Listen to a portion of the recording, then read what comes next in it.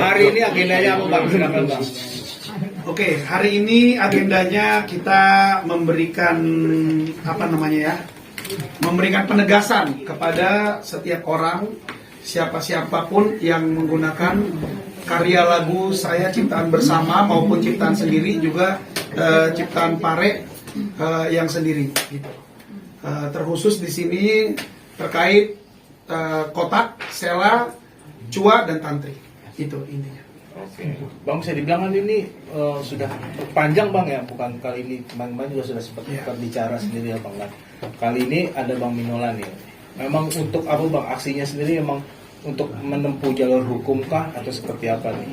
Ya, tentunya yang kami lakukan yang namanya proses, kita pasti melalui banyak proses sampai akhirnya kami bertemu dengan Bang Minola. Ya, dan kami menunjuk Pak Minola sebagai kuasa hukum kami dan makanya kita bisa ketemu sekarang.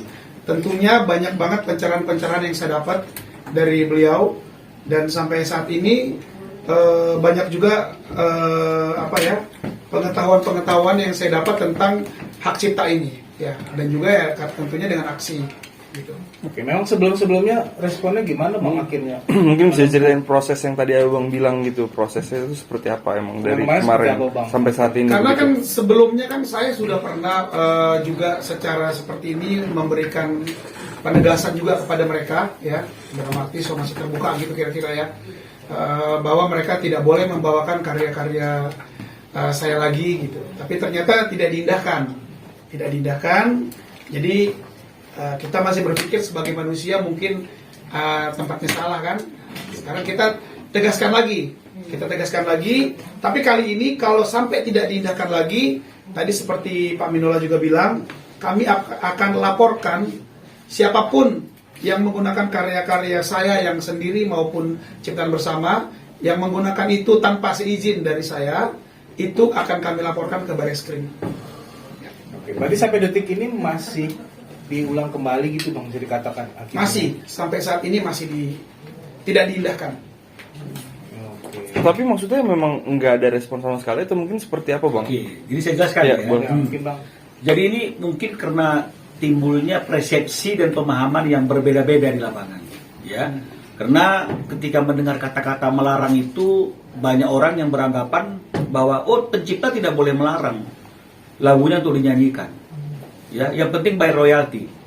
Ya, jadi ini yang kami perlu luruskan pada hari ini. Jadi seperti yang tadi saya katakan bahwa di dalam Undang-Undang Hak Cipta itu di pasal 1 angka 2-nya kan dikatakan tuh pencipta adalah seorang atau beberapa orang yang secara sendiri-sendiri dan atau bersama-sama menghasilkan suatu ciptaan yang bersifat khas dan pribadi. Nah, jadi karena karya cipta itu adalah kekayaan intelektual, maka kekayaan ini bisa milik seorang atau milik beberapa orang. Jadi oleh karena itu penggunaan kekayaan ini secara komersil, kalau sendiri ya tentu minta kepada penciptanya yang sendiri tersebut.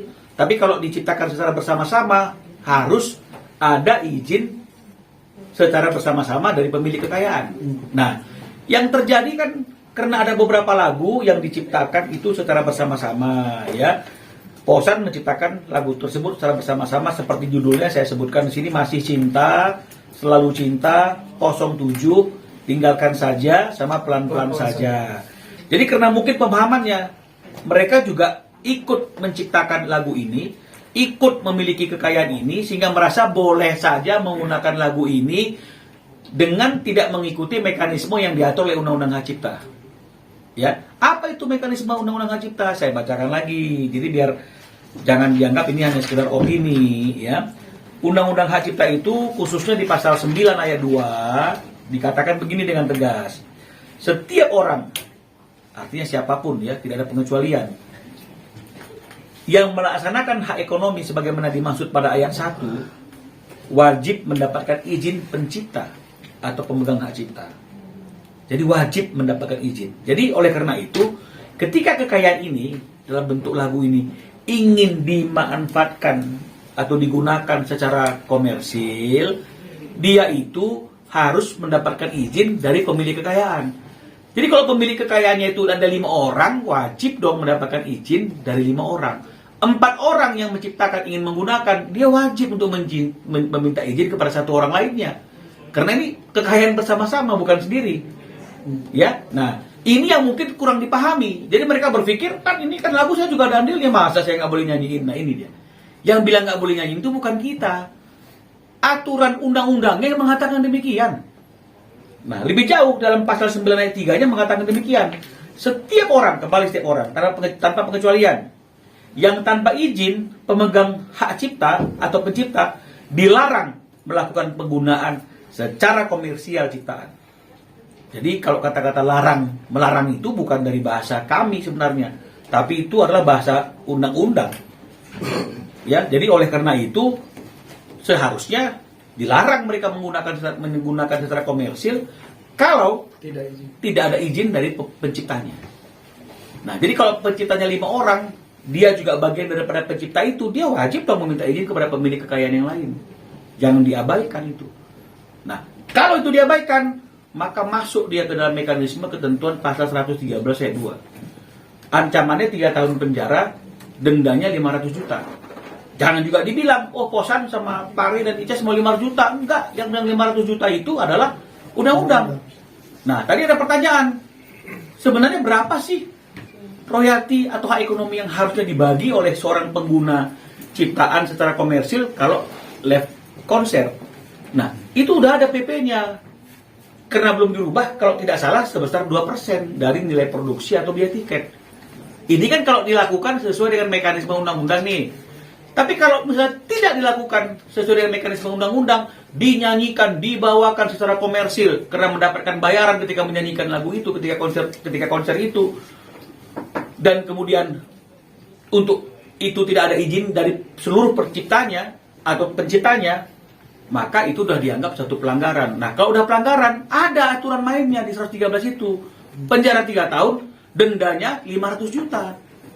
Jadi jangan dibilang kok besar sekali, ya seperti itu. Sama kayak kewajiban kita kepada negara, misalnya bayar listrik, bayar pajak. Ya, kalau misalnya kita bayarkan melewati batas waktu yang ditentukan, nilai yang dibayarkan pasti tidak akan sama lagi. Nah, jadi ini juga seperti itu. Oke, Ya. baik. Bang Posan, berarti sampai detik ini sama sekali tidak ada ucapan untuk memberitahu akan bawa lagu, sampai detik ini tidak ada, Bang? Tidak ada, Dari tidak ada sama kemarin? sekali, tidak ada sama sekali. Bahkan bisa dibilang mereka ada video yang saya dapatkan malah seperti meledek sih, gitu. Jadi memang ya tidak diindahkan lah. Jadi mereka bukan minta izinnya ke penciptanya, tapi minta izinnya ke masyarakat. Kan ada di selanggungnya di Instagram mereka. Ya. Berarti kan izinnya kepada masyarakat. Ini lo, gue ini Ya, gini. artinya kan itu buat kami, buat saya terutama itu sudah meledek ya. Artinya sudah saya ingatkan agar izin dahulu sebelum menggunakan lagu, tetapi malah tanpa izin mereka manggung, malah di posting lagi song listnya. Terus ada juga beberapa teman-teman wartawan nanya, nanti dibawain nggak lagunya? Lihat aja nanti gitu. Kenyataannya dibawain. Itu waktu itu saya lihat di konser PRJ. Oke. Saya sebut aja nih. Di event konser pun ternyata masih dibawakan juga ya, Bang? Ya, gitu. Jadi karena ya ini sudah menurut kami sudah cukup keterlaluan ya. Makanya ya ini kami ingatkan kembali. Kira-kira gitu. Ini mengingatkan kembali akan menempuh jalur hukum ke Mabes Polri atau gimana sih dari Bang Minola untuk Jadi kalau misalnya sejak hari ini tanggal 26 Juni 2024 ini, setelah kita kasih penegasan, setelah kita kasih pemahaman agar tidak ada perbedaan penafsiran dari undang-undang ini, mereka tetap membawakan lagu yang diciptakan Posan secara bersama-sama atau sendiri, lagu yang diciptakan oleh Pari secara sendiri, tanpa izin seperti yang disyaratkan oleh ketentuan undang-undang, maka mereka akan menempuh jalur hukum, masuk pintunya ke 113 yang tadi saya katakan itu, dan akan membuat laporan ke Bareskrim seperti apa yang kami lakukan kemarin terhadap Anesmo. Ya, jadi itu menunjukkan bahwa aparat penegak hukum sekarang juga sudah mulai sadar dan memahami betapa pentingnya perlindungan kepada pencipta. Bahkan Presiden Jokowi pun kemarin ketika meluncurkan sistem perizinan satu pintu online itu juga mengatakan bahwa tidak boleh ada manfaat ekonomi ciptaan itu yang tidak berdampak kepada penciptanya. Jadi sebenarnya ini sudah mulai sadar hukum ya, sudah mulai sadar hukum karena memang pencipta itu sesuatu yang harus dihargai juga secara undang-undang, maka ada undang-undang khusus dia, undang-undang hak cipta. Oke. Ya. Bang, berarti penegasan akan tetap mau jalur hukum dan kapan rencana mau ke jalur hukum? Sudah saya serahkan kepada kuasa hukum kami. Ya. Gimana Bang Minul? Oh, kalau tidak ada lagi pelanggaran, artinya kan tidak ada lagi pelanggaran, artinya kedepannya setelah tanggal 26 mereka ada konser tanggal 27, 28, mereka mengikuti mekanisme yang diatur oleh undang-undang, ya nggak jadi masalah. Ya, tapi kalau tidak memenuhi mekanisme itu yang akan jadi masalah. Tapi ingat, ya kalau di dalam pasal 82 itu juga dikatakan bahwa perjanjian lisensi yang mungkin dibuat oleh pengguna kepada LMK sebagai pembangun hak cipta itu juga tidak boleh menjadi sarana yang mengambil alih seluruh hak daripada pencipta. Jadi artinya pencipta juga boleh bikin note dong kepada LMK lagunya ini bagaimana kondisinya, kan begitu.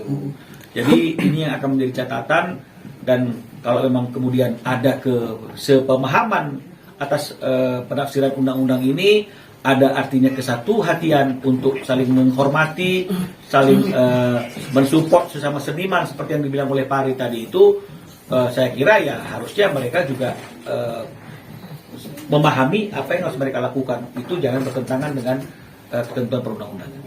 Bang Pasan sebelumnya udah sempat ngubungin langsung kah atau gimana Bang? Sebelum kesini tuh sudah ngubungin langsung kah atau ketemu atau gimana Bang? Saya sudah tidak punya waktu lagi buat hubungin mereka, jadi karena udah saya serahkan kepada kuasa hukum kami. Bang, tapi yang Abang harapkan apakah memang dia tidak membawakan lagi atau dia izin secara baik-baik Abang, kalau secara pribadi gitu Bang? Kalau saya ngomong secara pribadi, tentunya setiap apa yang udah kita lakukan ini, tentunya mereka harus meminta izin dulu. Siapapun, nggak harus kotak ya. Siapapun yang ingin menggunakan lagu itu. Berarti ini bertujuan secara komersil. Berarti ini bertujuan bukan hanya untuk kotak saja ya Bang? Ya siapa aja. Siapa aja. Ya. Oke, cukup. Kakak ada yang mau ditambahin? Ada Pak? Mungkin Ada yang mau tambah dong Pak. Ada mau tambah lagi? Ya, mudah-mudahan ini bisa jadi edukasi buat masyarakat, bisa menambah pengetahuan tentang hukum bahwa pencipta lagu itu dilindungi karya-karyanya, jadi tidak bisa sembarangan terhadap karya-karya cipta dari pencipta lagu. Udah? Oke, Karena saya thank you. tambahkan lagi. Terakhir Bang, apa Bang mau disampaikan untuk khusus untuk kotak atau masyarakat luas dari lagu? Oke, khusus untuk kotak ya, teman-teman tantri, Sela dan Cua ya. Di dalam hidup itu kita harus diajarkan dari kecil itu harus punya adab, ya kan? Artinya saya mengajarkan nih adik-adik saya yang di sana tuh, ya. Jadi dari kecil kita udah diajarin tuh sebagai orang yang beradab. Jadi sebagai orang yang beradab itu kalau pakai hak orang lain, ya, itu harus ada istilahnya izinnya. Nah, buat kalian kalau mau pakai lagu-lagu yang kita bersama, ya silakan. Bikin urus izin kalian kepada kita tentunya sebagai pencipta lagu tersebut ya. Tapi kalau kalian memang merasa tidak mau pakai lagu itu nggak apa-apa, ya belum ya, nggak apa-apa, silakan pakai lagu yang lain gitu kan. Tantri, Sela dan Cua kan udah orang yang terkenal, mungkin lagu-lagu lain atau bikin lagu mungkin bisa lebih terkenal dari ini kan. Ini kan motivasi juga untuk kalian. Jadi wah udahlah, nggak perlu ada yang ada posatnya, kita bikin aja kan, bisa aja kan. Ya manusianya kan kita hidup berkreasi, kreatif lah, itu kreativitasnya jalankan terus. Oke, cukup. Siap. Oke, Thank you. terima kasih, Bang.